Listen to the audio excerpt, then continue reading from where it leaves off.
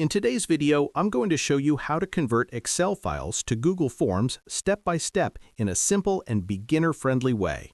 Even if you've never used Google Forms before, you'll be able to follow along easily. First, open your Google Drive. This is where everything will happen. Once you're inside Drive, click on the New button, then choose File Upload. Find the Excel file on your computer that you want to convert and upload it. Give it a moment to finish uploading. After the file appears in your Drive, right-click on it and choose Open With, then select Google Sheets. This step is important because it converts your Excel file into a format that works smoothly with Google tools. When the file opens, click on File in the top menu, then select Save as Google Sheets. This creates a fully editable Google Sheet that we'll use as a reference for the form.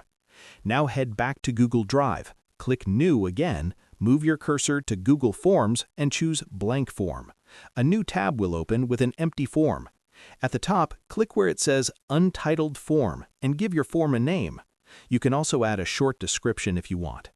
Next, start adding questions by looking at the data from your Google Sheet. Each column or row in your spreadsheet can help guide the questions you add to the form.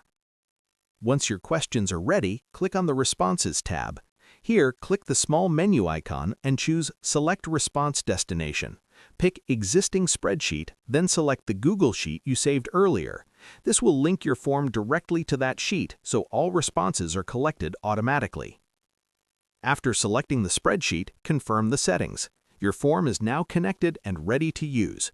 You can click the Preview button to test it and make sure everything looks correct. And that's how you convert Excel files to Google Forms. Share this video and subscribe for more helpful tutorials.